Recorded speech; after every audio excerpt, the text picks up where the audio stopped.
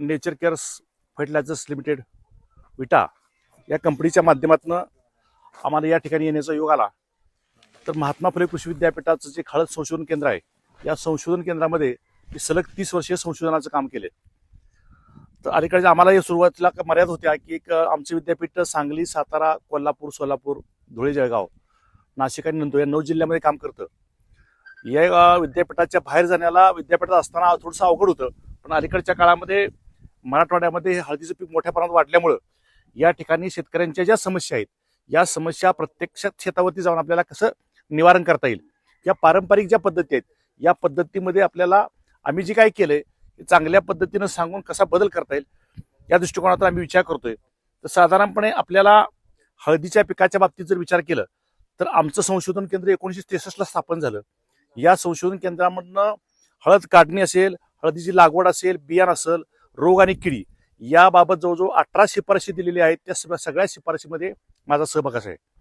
एक शिफारस देताना आपल्याला किमान 3 ते 5 वर्षे काम करावं लागतं। म्हणजे बियाणं कसं असावं हे बघण्यासाठी आपल्याला 3 ते 5 वर्षे प्रयोग घ्यावा लागतात। त्याच्यामध्ये लहान आकाराचं बियाण असेल, मोठ्या आकाराचं बियाण असेल, मध्यम आकाराचं बियाण असेल, हळकुंड असेल, हे सगळे आपण त्यामध्ये घेतलेलं आहे।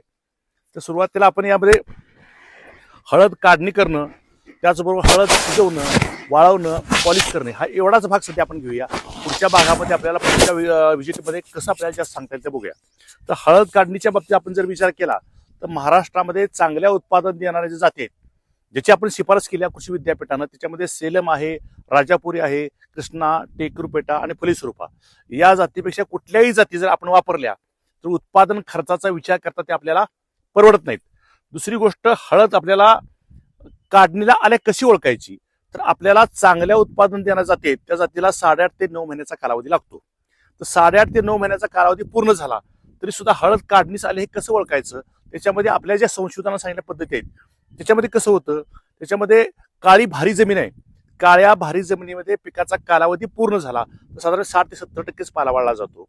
दुसरी गोष्ट, मध्यम ती काळी जमीन आहे, या जमिनीत 70 ते 80% पाला वाळला जातो।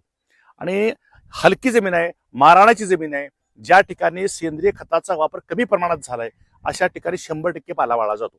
तर साधारणपणे असे ठोकताळ आहे त्याच्यामध्ये।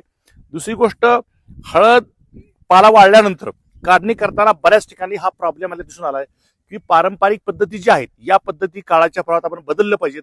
नवीन संशोधनानं काय झालंय हे आपण लक्षात घेतलं पाहिजे। या ठिकाणी कसं करायचं आपल्याला, हळदीचा हा पाला तुमच्याकडे आम्ही काय केलं, प्रयोगांती पूर्वी आपले काय करायचं, उसाचा पाला आम्ही पेटून देत होतो।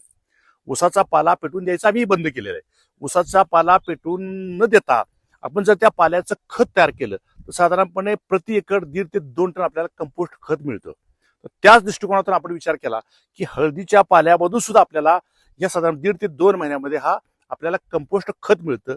दुसरी गोष्ट, पाला पेटवल्यामुळं गड्ड्याचा वरचा जो भाग आहे तो भाग थोडासा काहीतरी करपतो, जळतो आणि साठवणीमध्ये जे आपल्याला प्रॉब्लेम्स येतात, थोडक्यात जखम झाली, त्या जखमेवर जर आपण औषध नाही घेतलं, सतत आपण पाण्यात राहिलो तर ती जखम आपल्याला खराब नंतर किंवा जखम वाढण्याची मोठी होण्याची शक्यता असते। तर अशा पद्धतीनं हळदीचा पाला पेटवणं ही योग्य नाही। याच्यामध्ये काय करायचं आहे, जेव्हा हळद काढायची त्यावेळेला हा संपूर्ण पाला, जरा मोबाईल आणि बंद करा, बघा चेक करा, एकदा सांगितलं लक्षात यायला पाहिजे।